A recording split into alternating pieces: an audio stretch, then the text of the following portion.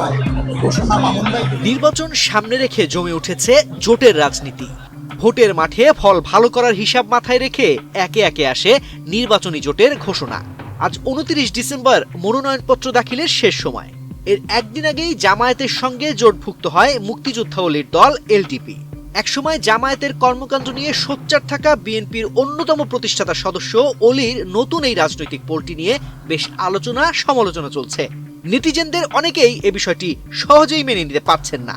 জামায়াতের সঙ্গে জোট করায় নানা প্রশ্নমানে জর্জরিত করা হচ্ছে অলিকে। দীর্ঘদিনের মিত্র বিএনপিকে ছেড়ে জামায়াত জোটে যোগ দেয়া লিবারেল ডেমোক্রেটিক পার্টির সভাপতি কর্নেল অলি আহমদ কেন এই সিদ্ধান্ত নিলেন? স্যান্ডেলিনা সো, রূপচর্চায় আভিজাত্য। বিএনপির প্রতি ক্ষোভ নাকি অন্য কিছু? এ নিয়ে নানা বিশ্লেষণের মাঝে খেতাবপ্রাপ্ত এই বীর মুক্তিযোদ্ধা নিজেই জানালেন কেন তিনি এমন সিদ্ধান্ত নিয়েছেন। মূলত আসন সমঝোতা না হওয়ায় আগামী জাতীয় সংসদ নির্বাচনে জামায়াত জোটে অংশ নেওয়ার সিদ্ধান্ত নেয় এলডিপি। এ বিষয়ে অলি আহমদ জানান, 14 জনের শর্টলিস্ট দিয়েও আলোচনায় বসেনি বিএনপি।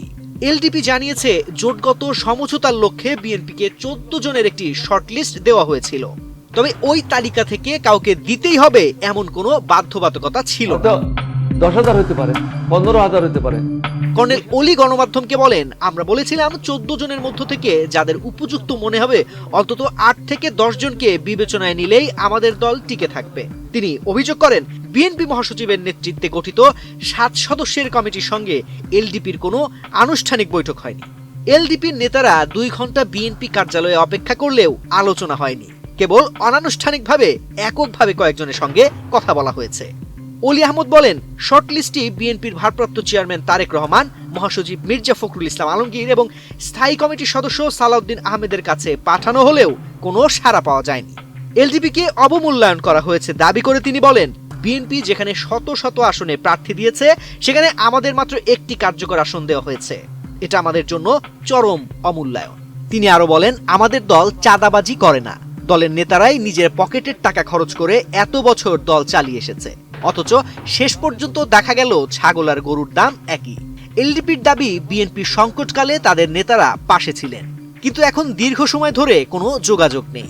এর আগে রোববার জাতীয় প্রেস ক্লাবে এক সংবাদ সম্মেলনে কর্নেল অলি আহমদের জামায়াত জোটে যোগ দেওয়ার কথা জানান জামায়াতের আমির ডাক্তার শফিকুর রহমান।